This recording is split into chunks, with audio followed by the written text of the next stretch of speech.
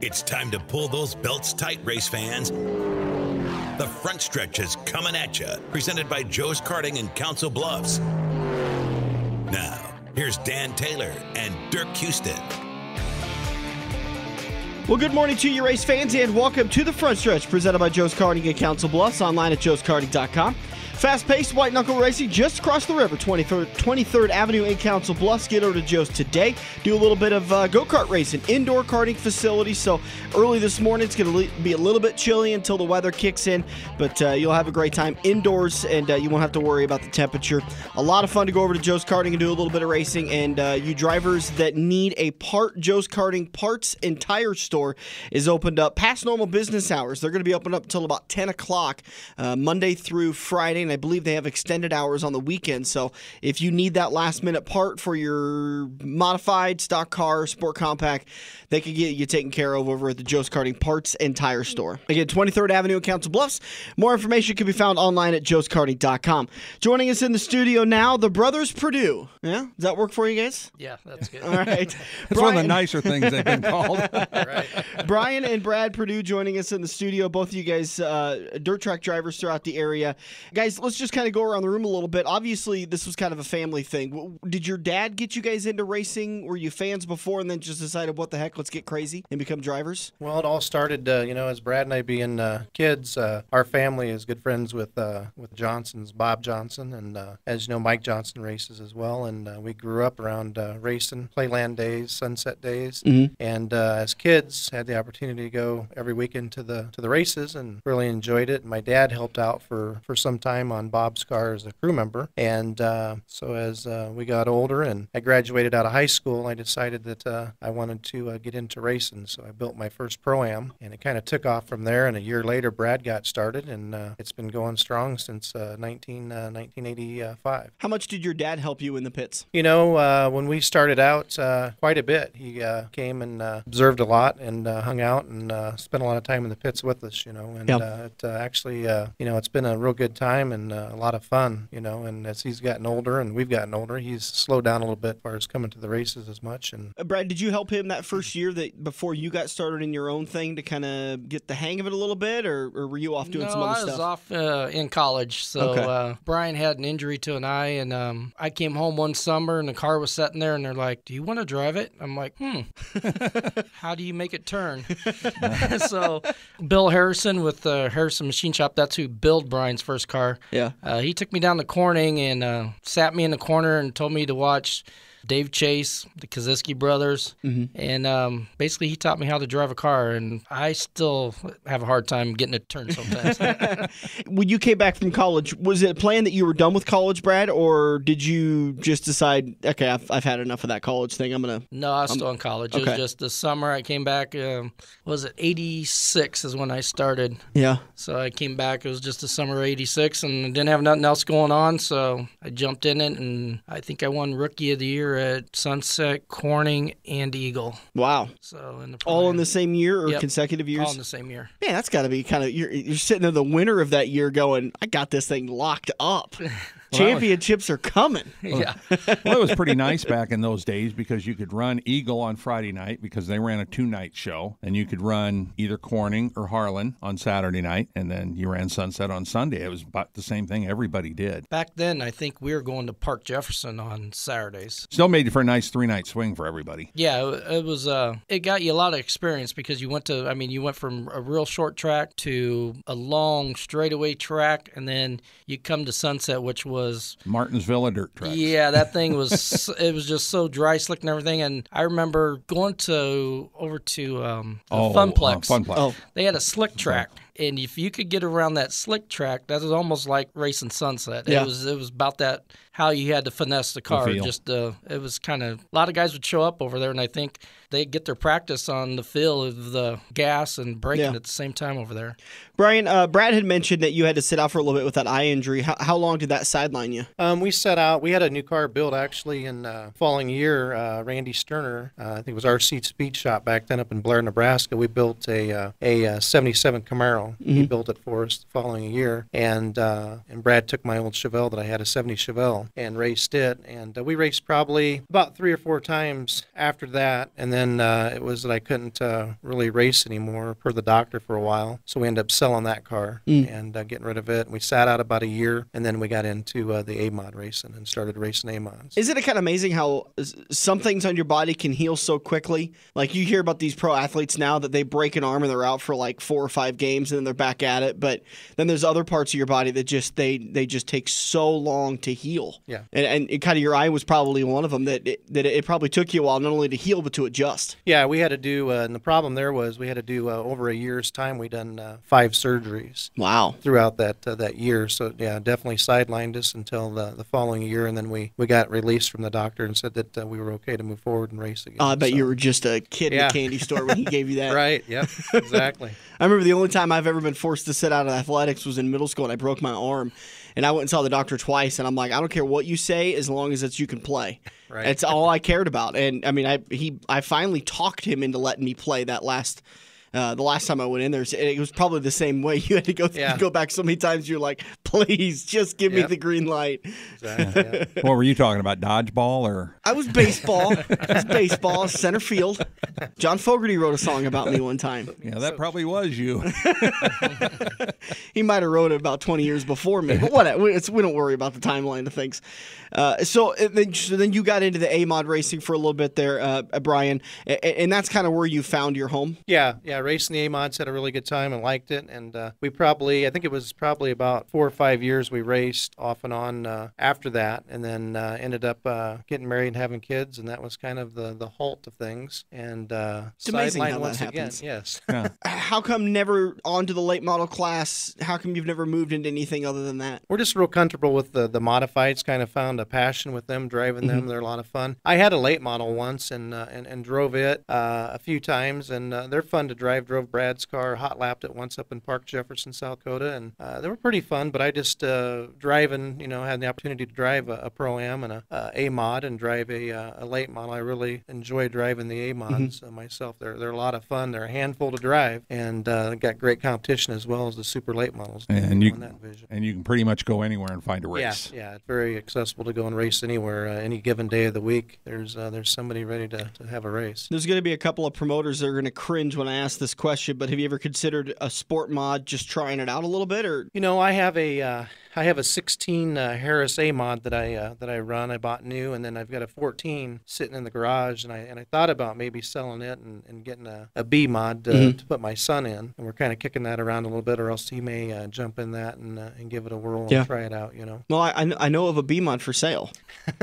Adam Armstrong's 6A that they're looking to get rid of that here in the next couple of weeks. Yeah. So if you're interested, it's a fast car. Maybe Dad doesn't want a fast car quite yet. No, not yet.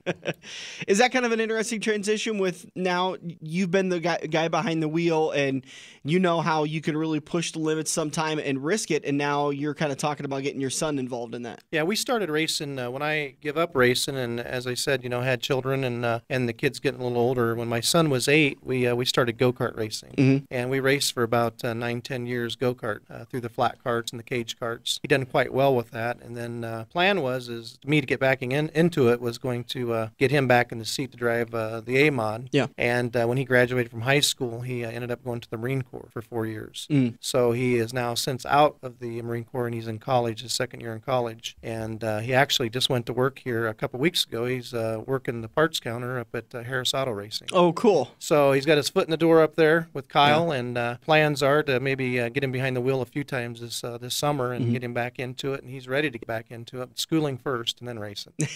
Yeah, it's always good to hang that carrot in front of the kid and be like, hey, get your schooling done, then we'll talk about racing. Was a little bit with you two guys running different classes, you being in the mod and you being in the late models, maybe so you wouldn't have to race against each other? No, I don't think so. We had the opportunity, in '86. It was kind of funny because Brad had got my Chevelle and I had the new Camaro built, and back then I think there was probably 80 some Pro-Ams in the field. build, and running a lot of heat races. So the first heat race out of the box at Sunset for the opening night was me in the back row in the new Camaro and Brad in the front row in the pole in my old Chevelle.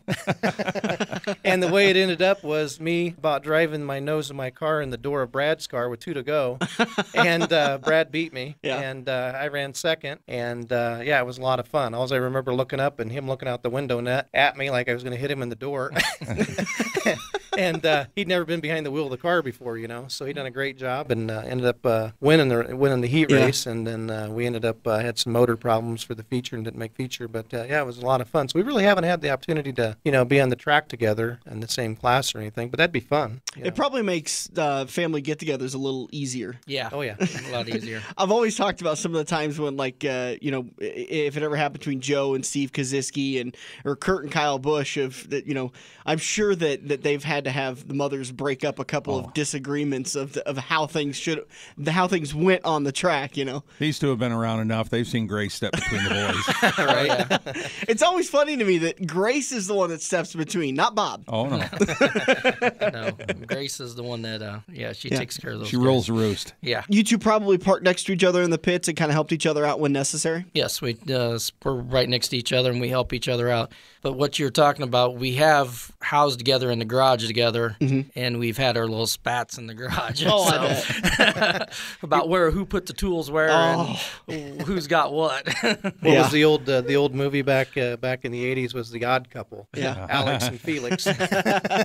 One of us are real clean and one of us are just can get by, Yeah. So that was the biggest tip, is clean up after you work and pick tools up and where's this, where's that, But it all in good fun. And we've got a good group of guys that actually, as Brad said, we pit next to each other and we like it that way. And we both have crew members and it's a lot of fun. We got guys that's helped us for about 25, 30 years in the cars, and we've built great relationships as far as them helping us work on the cars and great friendships over the years, and we've all been friends. And it's, we watched our kids grow up, they were just little kids at the time and now they're grown men, so we've watched their families grow as well, and pretty neat. So we're pretty fortunate to have guys that stuck around and help us, and they work for free. Nobody gets paid to do any of that. And it's just the friendship is a one heck of a payback. No beer contracts or anything. No. Yeah, that camaraderie that can build on a team and even between teams is something that will last for a lifetime. That you'll always remember those times in the pits, and you guys could probably sit down in 20 years and over a couple of beers, maybe a 6-pack or a keg, and just talk about all the fun times. And we've had a lot of fun times, and like you said, the races are won in the garage a lot of times. Oh yeah, absolutely. Versus the track, and so I mean it's been a lot of fun. We have a lot of fun when we're all together. We jack with each other and play a lot of games, with each other, and it's a good time. A lot of laughs, so, tricks on each other. Yeah, kind of fun stuff. As time goes on, we all get older. I mean, we can look back on it and say, we had a lot of fun doing this, Maybe not laugh so much at the time. Right. But at the end of the season or a couple of years later, the pain went away and it was easier to laugh about it. So, Brad, when did you actually get into the late models hot and heavy? I know it's been a few years ago. I started, I ran the Pro-Am class for 2 years, and then I jumped up to the late models, and I ran it, won the Grand National Championship at Sunset 3 years in a row. Then I won 2 years up at Harlan, and then I kind of took a little break between 2007 at 2012. And then the reason why I got back in 2012 is the reason why my car is a cancer car right now.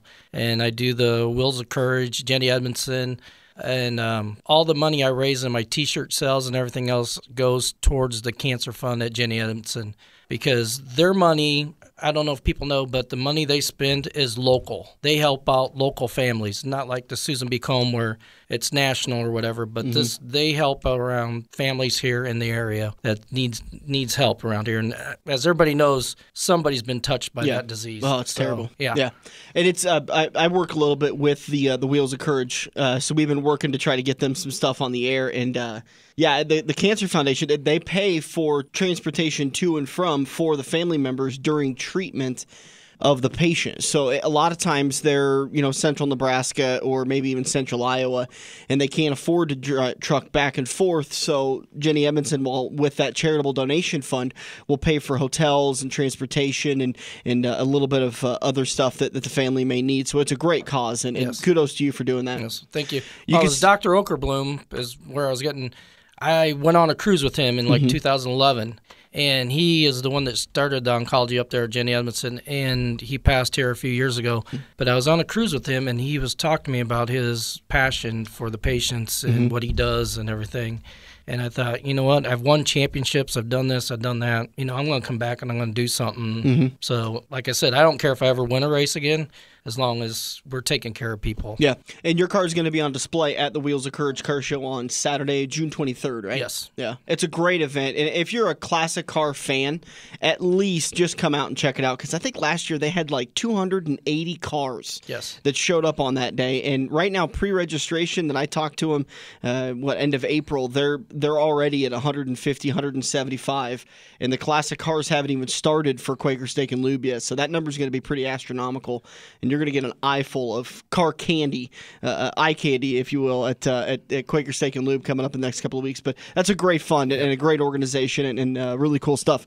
So that 23rd show, where's that going to be at? It's at Quaker Steak. It is at Quaker Steak. Quaker Steak. Yep. Is your shirts ready to go this year? Yeah. You just go. I hooked up with Chris Krug with My Race Pass. Okay. And my website's www.bradperdueracing.com. You just go there and you can just purchase the shirts right on the website. And for every shirt that's sold, I think $6 gets donated straight to the Cancer Fund. Okay. It's a great, a cool little thing. We're working with My Race Pass too to get some stuff going for the radio show. So great company out of Lincoln that's trying to support local racing. All right, and you're in the 25, right? Yep. And what's your AMOD number?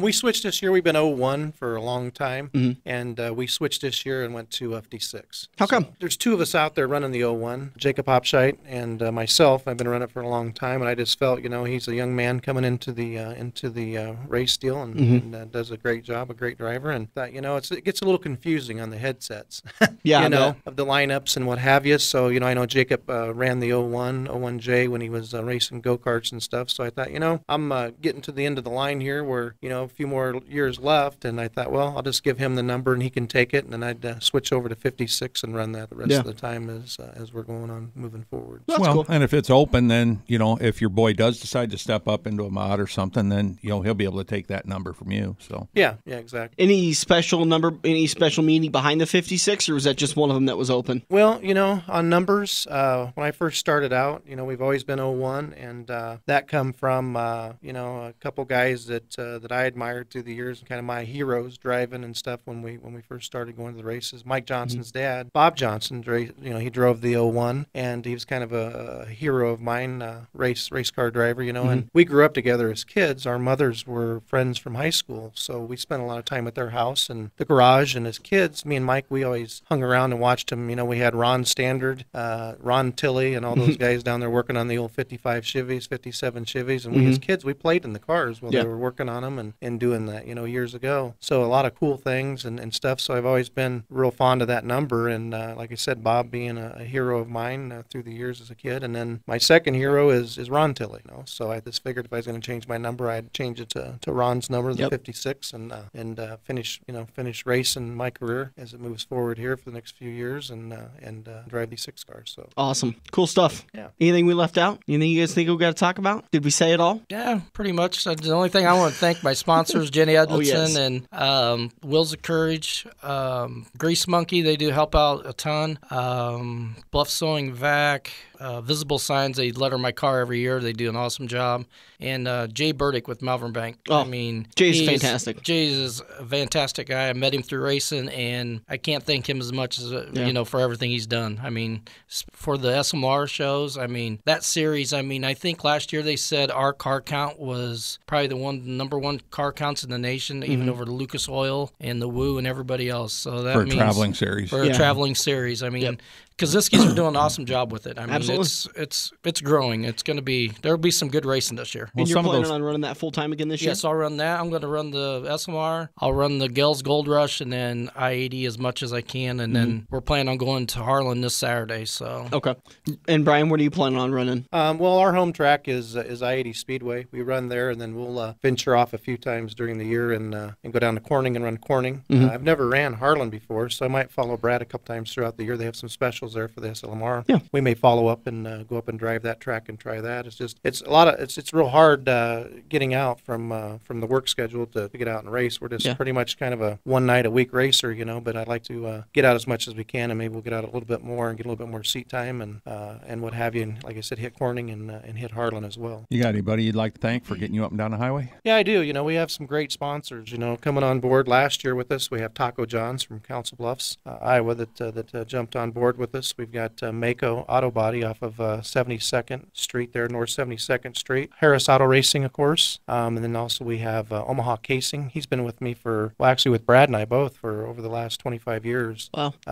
Omaha Casing has sponsored cars and what have you on that. And coming on board this year, You Wrench It. Good bunch of people down there. And so I'd like to thank those guys for supporting us and the racing. Without them, we couldn't do it. And then also All Action Towing. What is Omaha Casings? Is that They are a tire company. Okay. Casing of tire, yes. So it's a tire company located out in Millard, and they do all kinds of new and used tires. Okay. Whatever you're looking for, they have on hand. Cool. All right, guys, appreciate you coming in. Yep. Best of luck this season, and we'll talk soon. So we're going to take a break. We'll come back in turn number 2. Phil Schroeder of the Onawa Racing Complex is going to join us to talk about getting that organization up and going and every hurdle they had to jump. If you want to get more information in advance, you can go to onawaracing.com.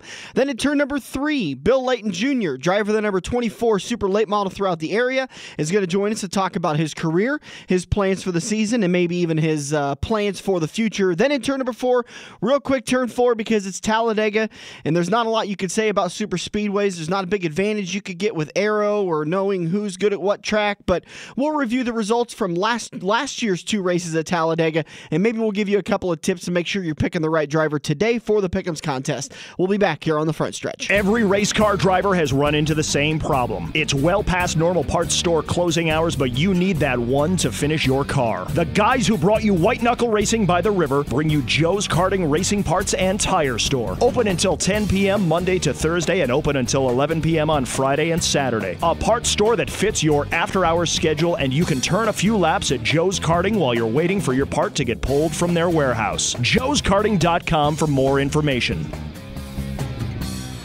This week's young gun is third-generation driver Andrew Tilley, who's following in the footsteps of his grandfather Ron and Uncle Jeff. Andrew kicked off his career behind the wheel of a goat cart. After picking up wins in the rookie class and a feature win at the Turkey Chase, Andrew switched to a late model in 2014. 2 years later, he finished 10th at I-80 Speedway and 4th last season, picking up his first career late model win and the Most Improved Driver of the Year honors. This season's going to be a big year for Andrew as he has a brand new Schwartz chassis. He's eyeing that bragging rights Grand National Late Model title as well as track championships at I-80 and Shelby. Andrew plans on running a few Malvern Banks Super Late Model races this season as he prepares for his rookie effort in the 2019 season. Someday he hopes to win the Malvern Banks Super Late Model Championship and start the feature at the Silver Dollar Nationals. Thanks to I-80 Speedway for sponsoring this week's Young Gun, Andrew Tilley, driver of the 56T Nationwide Transportation, S&H Tires, Teresa's Boarding Stables, and Sears Home Late Model.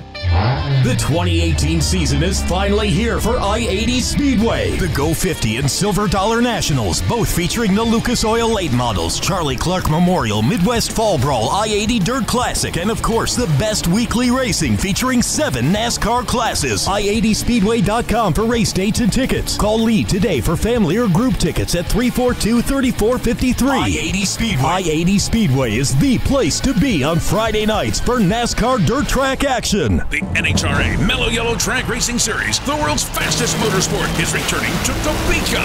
339 miles an hour. NHRA's top fuel dragster and funny car drivers are ready to face off at the Menards NHRA Heartland Nationals, presented by Minties, May 18th through 20th. Kids 12 and under are free in general admission, and every ticket's on Pit Pass. So bring the family, meet the drivers, and be part of the action. Get tickets early and save at NHRA.com or call 800-884-NHRA. We're hooked up in turn 2 and still showing the green flag on the front stretch. Hey, this is Courtney Force, driver of the Advanced Auto Parts Funny Car, and you're listening to the Metro's only all-racing talk show, The Front Stretch. Come see me at the Menards NHRA Heartland Nationals presented by Minties May 18th through the 20th at Heartland Motorsports Park. Welcome back to the Front Stretch, heading into turn number 2, brought to you by NHRA. The Mellow Yellow Drag Series roars to life at Heartland Park, Topeka for the Menards NHRA Heartland Nationals presented by Minties, May 18th, 19th, and 20th.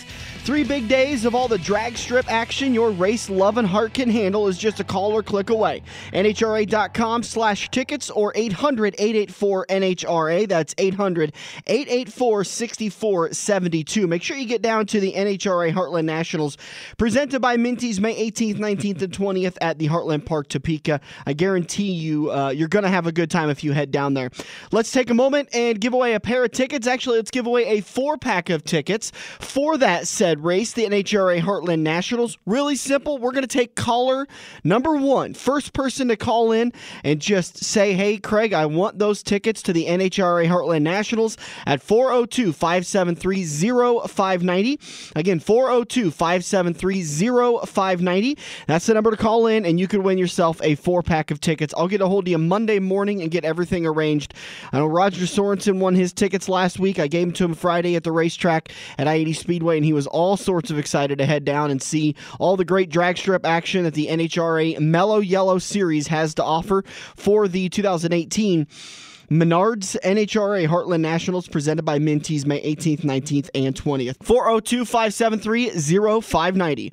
Joining us on the phone now is Phil Schroeder, VP for Onawa Racing Complex that's opening up in Onawa, Iowa this very week.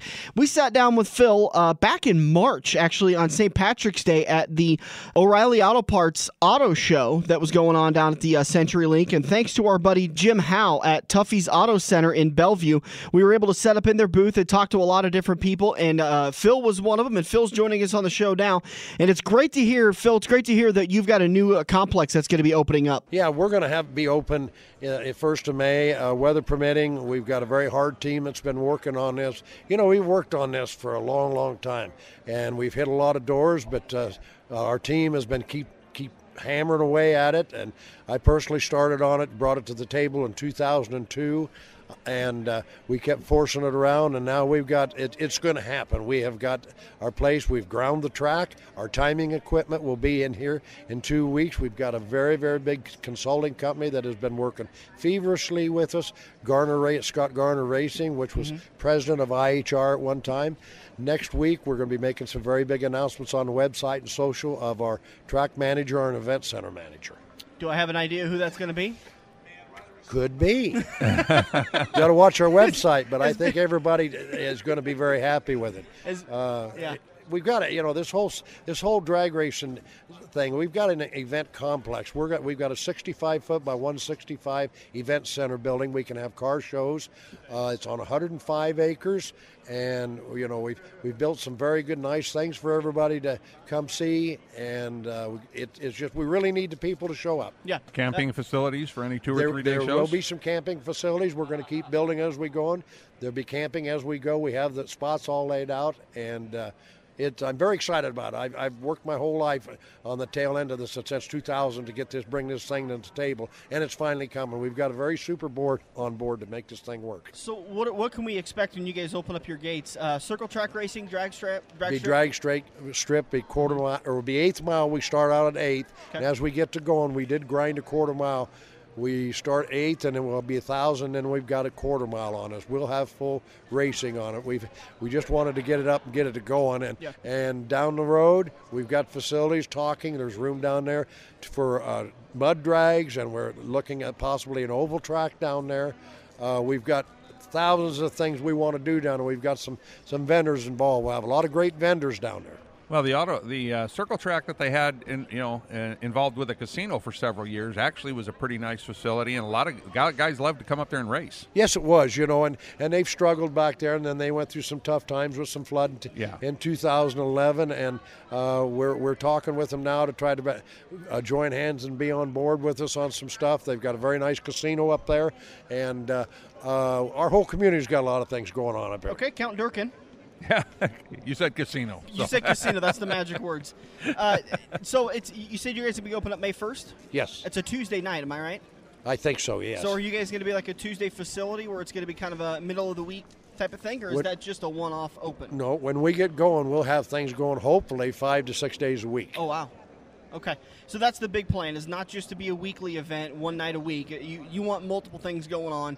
Because that's, I mean, ideally you've got to spread that money out to where if one thing gets rained out, falls short, has a rough go of it, it's not going to pull the whole track down. Exactly, and that's why we've named this event complex. And with one of the major options here is drag racing. But we've got places for car shows. The event center will be air conditioned and heated. So we got a lot of things we can put on, and it's going to be an event complex. Yeah. Well, you should be able to fill up a drag strip around here. I mean, since Scribner closed, the need for drag racing has been hot and heavy. You've had, down at Glenwood there, they've got that's been drag racing now for several years, but still a need for a track to run on a weekly basis is huge. We're going to try. We've put a lot of work in this, and that's our plans. And like I said, we've got some auctioneering companies, some companies that are concert companies that are talking about Battle of the Bands, and we've just got a lot of stuff come out of the woodwork and we've got just enough of us screwball guys on here said, well, we don't know if it'll work, but we're going to try it. Yeah, that's what you got to do. I mean, honestly, with today's business, you've got to diversify.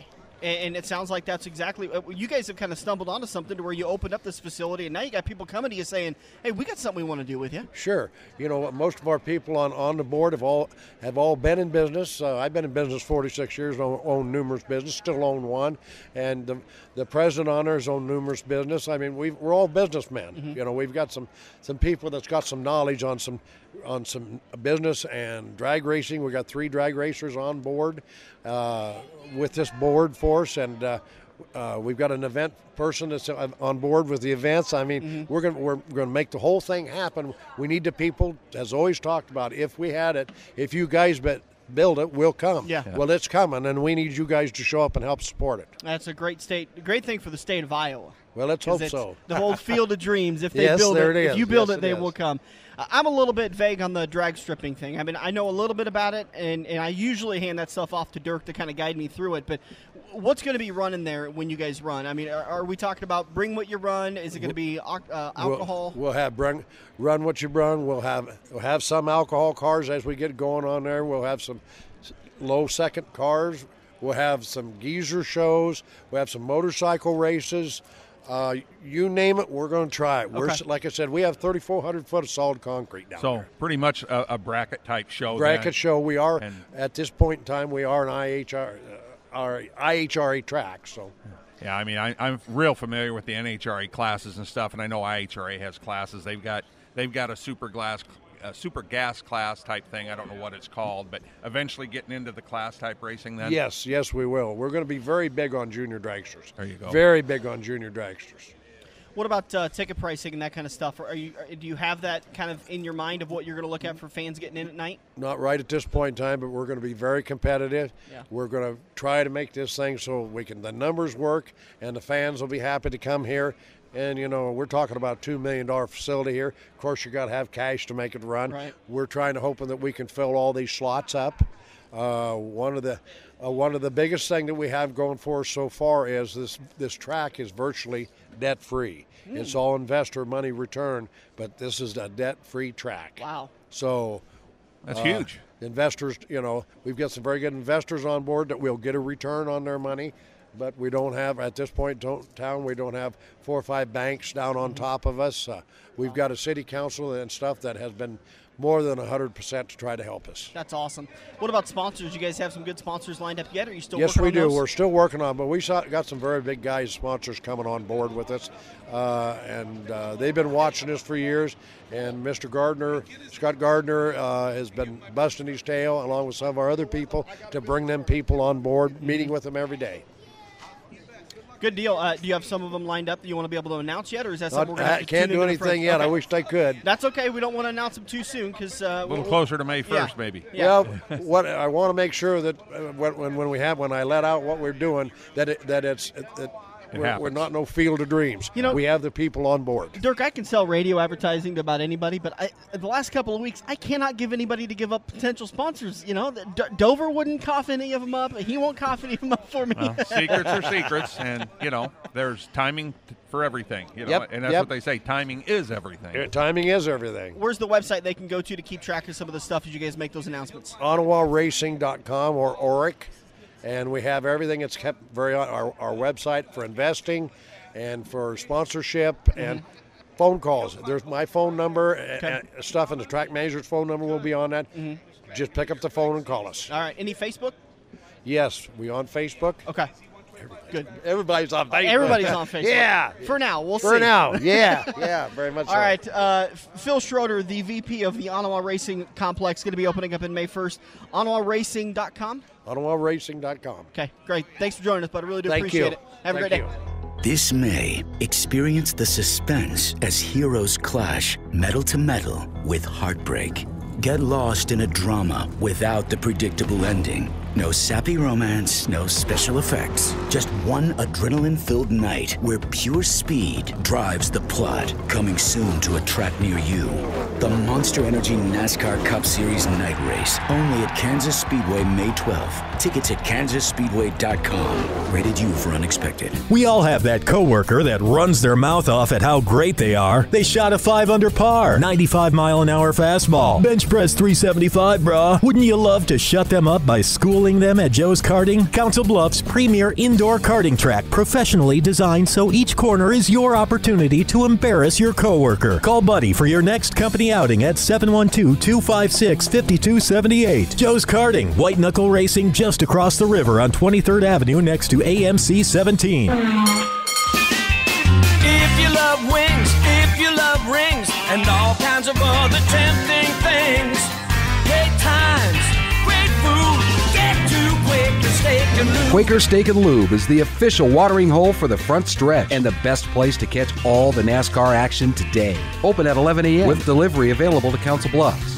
Great times, great food, get to Quaker Steak and Lube.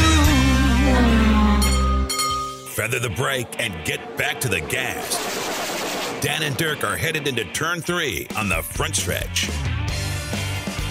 Welcome back to the front stretch. Rolling into turn number 3, brought to you by Kansas Speedway. Tickets for the May Spring Race are available now. Just call 866-460-RACE or visit kansasspeedway.com. Talking with the driver of the number 24 Super Late Model, Bill Leighton Jr. How you doing, bud? Good. How about you? Good. You going to make it down for the spring race? I imagine you've probably got a Saturday night race you got to be at. Yeah, spring race not going to make it. We always make it down for the fall, but not the spring. It's a good time down there in Kansas. You guys have it right up there up on the backstretch, right? Oh yeah, get up there on the backstretch, get the grill out, and have fun with everybody. It's a good time. One time I got to enjoy Mona's steaks. And I don't know what I did wrong, but she hasn't had me back. Yeah, they're pretty good. She does them up right. Get on down to Kansas Speedway. If you haven't done it yet, get your tickets again. kansasspeedway.com or call 866-460-RACE. I don't think we've ever had you on the show before. If I was, it was a long time ago. I don't know. I thought I remember you coming in one time and we were going to get hero cards from you, and then you haven't had any made sense. But maybe I was just looking to get some from you. Anyways, it's been too long, if not ever. For sure. Yep. Talk to us a little bit for some of the fans out that have seen you drive, but they haven't really followed your career a little bit. How did you get started in the whole dirt racing thing?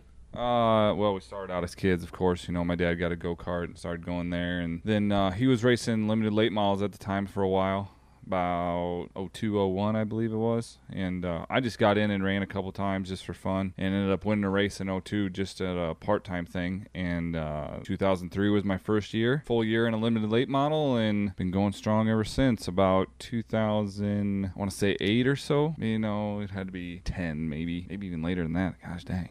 But we got hooked up with Mark Wright, and we've been running super late models ever since, and been a fun ride so far. Any A-mods or stock cars, anything like that? Yeah, just a few A-mod races, very limited. I ran my good friend Dylan Smith. We ran his A-mod a couple times for Charlie Clark and Tiny Lund, and a couple that race at McCool, that year-end special they have out there.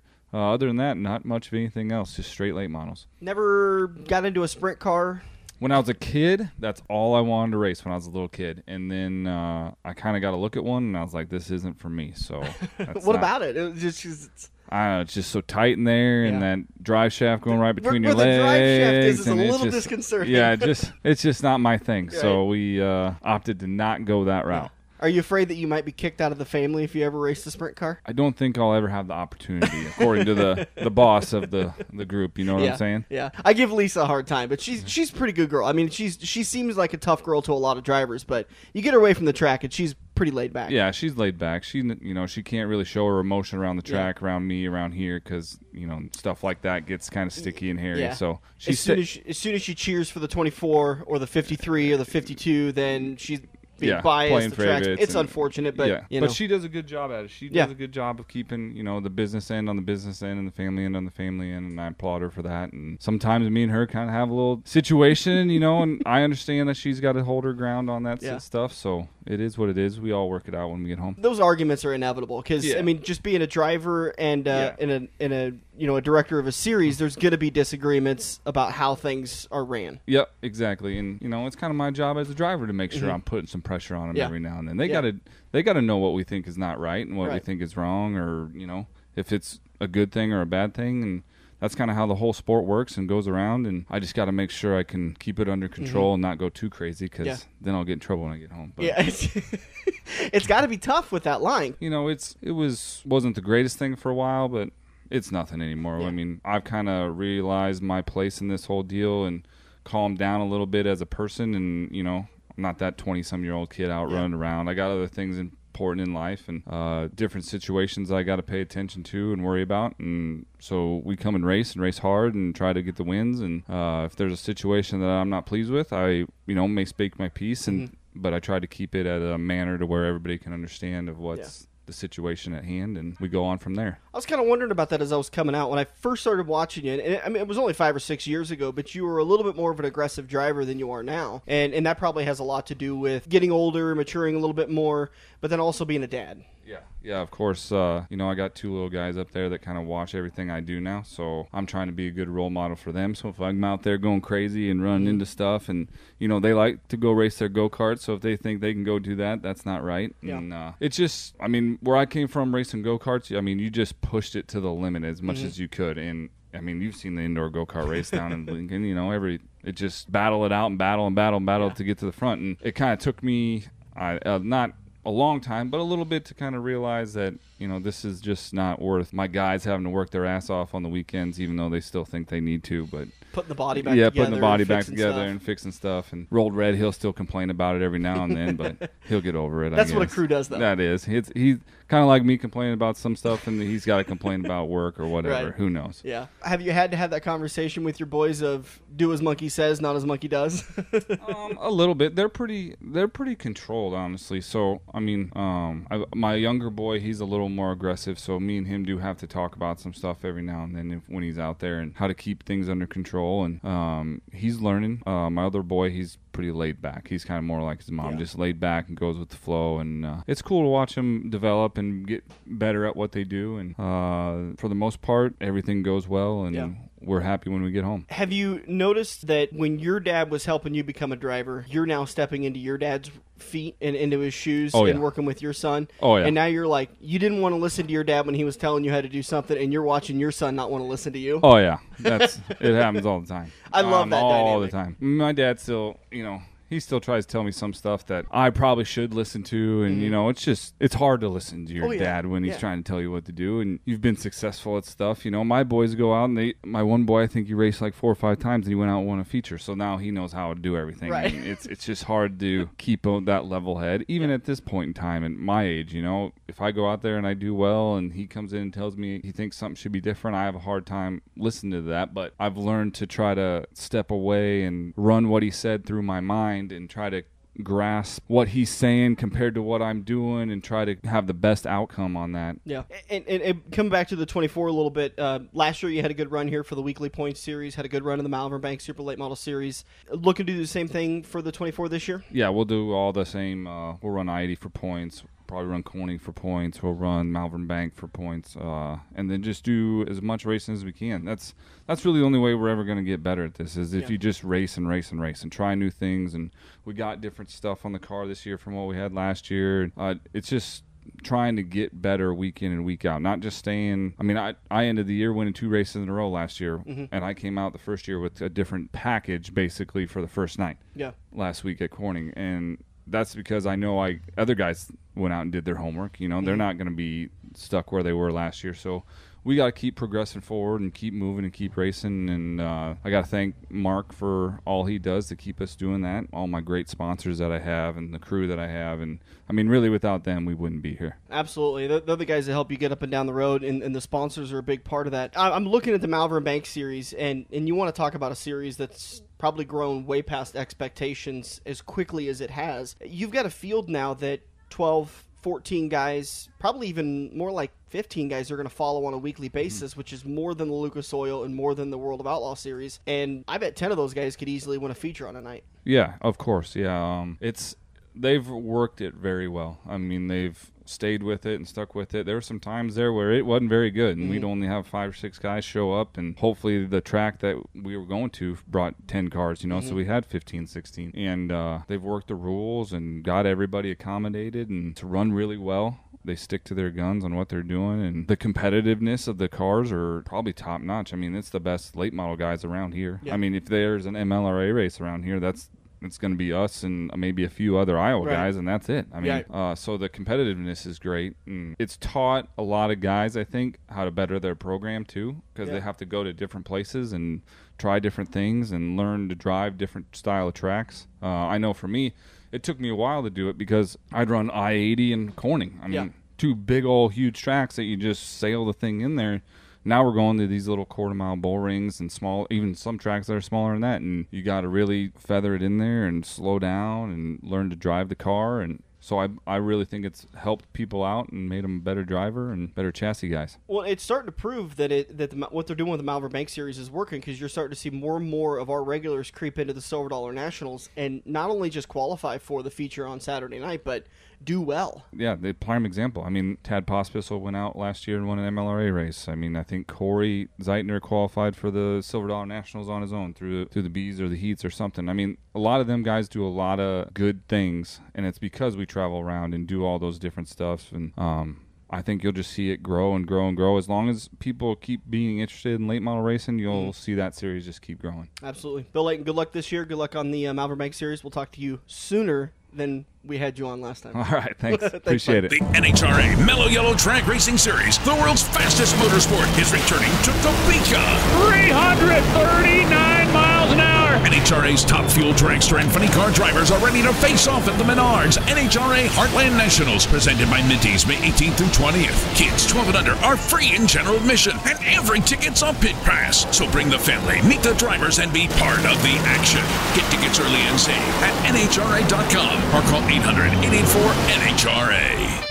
The 2018 season is finally here for I-80 Speedway. The Go 50 and Silver Dollar Nationals, both featuring the Lucas Oil late models, Charlie Clark Memorial, Midwest Fall Brawl, I-80 Dirt Classic, and of course the best weekly racing featuring 7 NASCAR classes. I-80Speedway.com for race dates and tickets. Call Lee today for family or group tickets at 342-3453. I-80 Speedway. I-80 Speedway is the place to be on Friday nights for NASCAR dirt track action. This May, experience the suspense as heroes clash metal to metal with heartbreak. Get lost in a drama without the predictable ending. No sappy romance, no special effects. Just one adrenaline-filled night where pure speed drives the plot. Coming soon to a track near you. The Monster Energy NASCAR Cup Series night race. Only at Kansas Speedway May 12th. Tickets at KansasSpeedway.com. Rated U for unexpected. Hey, look at that. You're sitting on your couch playing Halo, Madden, or NASCAR while your friends are at Joe's Karting. Each lap is an adrenaline-filled, heart-pumping, white-knuckle experience that you can only get at the Metro's largest indoor karting track. Eco-friendly Honda engines rip you around the professionally designed road course at breakneck speeds. Can you reach the 14-second lap bracket? There's only one way to find out. Put the controller down and get to Joe's Karting, 23rd Avenue in Council Bluffs next to Quaker Steak and Lube.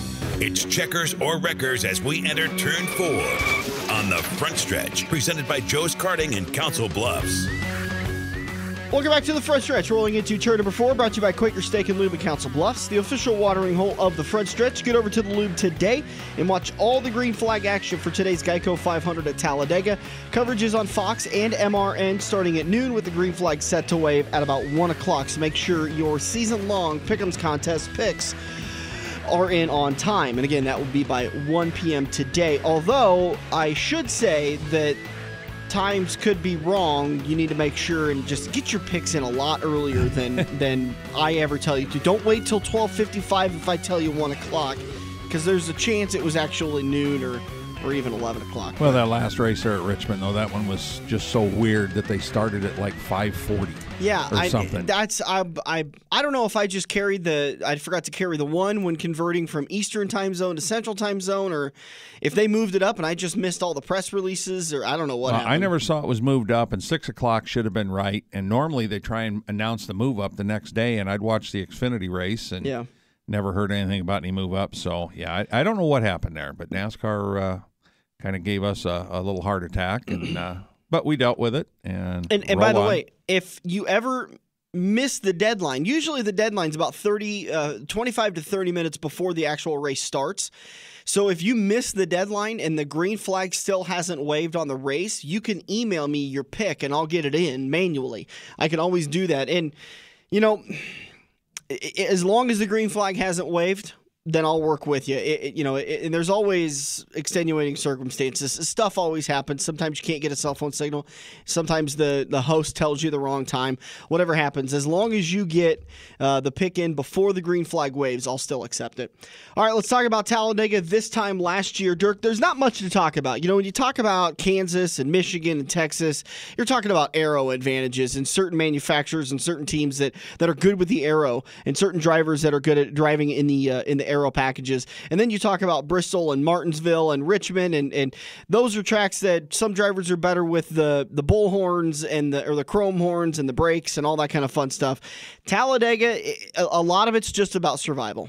Well, the restrictor plates have shown the last few years. You know, you had like Brendan Gaughan's had some real good runs. You had Ricky Stenhouse winning some races that he hadn't been able to do before. Yeah. They stayed out of trouble and were there at the end, you know, and got a good finish out of it.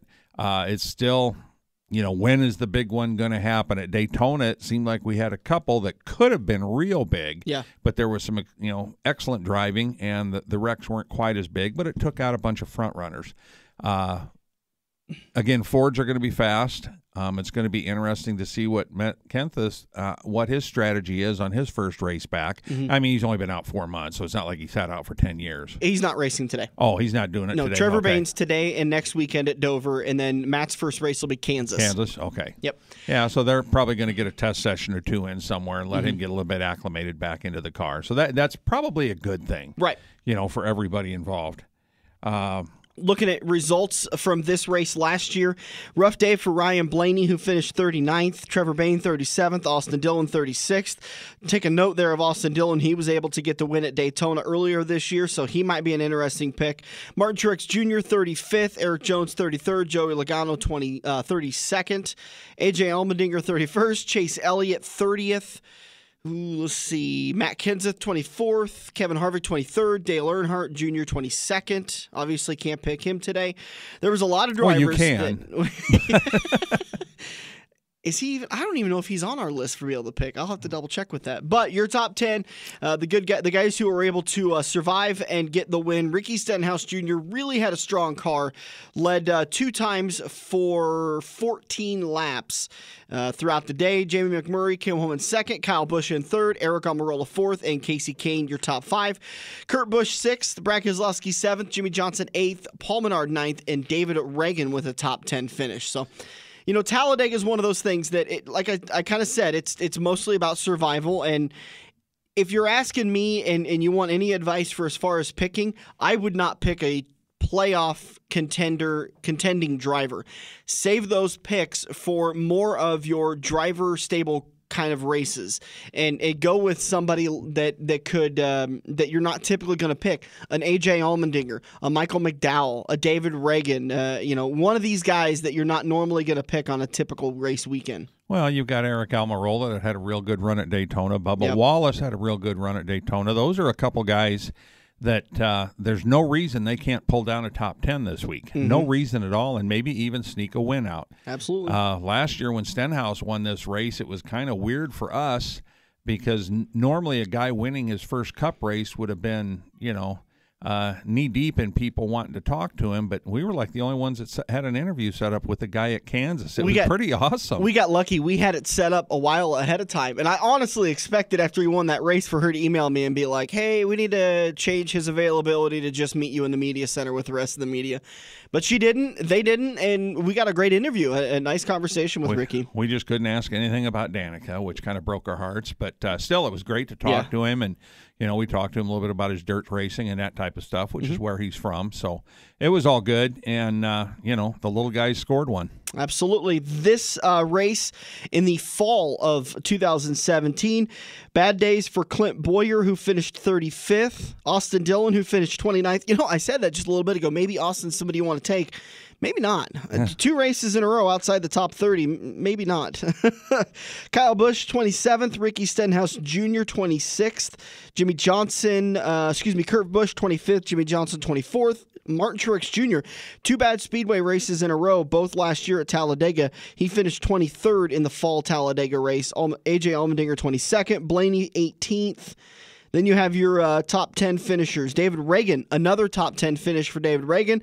Might be a good pick. I mean, if you can get a top 10 finish out of a David Reagan pick, A, you're not using one of your big playoff picks, and B, you got some pretty good points out of it because David Reagan's a good restrictor plate racer.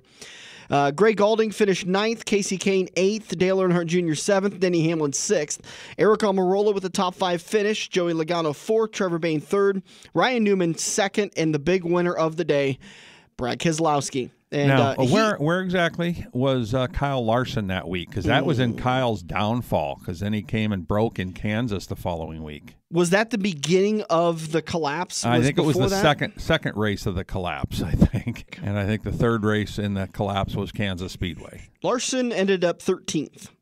I was thinking. Not a bad race. That must have been in the middle of the collapse, and then because he just, he was so strong until the playoffs started, and then Well, and I think Kansas was the start of the collapse for him because he was just barely eliminated by about 4 or 5 points at Kansas. Well, yeah, but he had so many playoff points and stuff.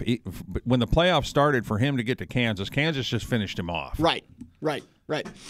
That's going to do it for us today. We thank everybody for joining us. Brian and Brad Perdue in turn number 1. Also want to say thank you to Phil Schroeder from the Onawa Racing Complex at onawaracing.com for joining us and talking about opening up that track and what they've got going on down there in Onawa, Iowa. Thank you to Bill Leighton Jr. for joining us and previewing the Malvern Bank Super Late Model Series and where he's going to be racing weekly.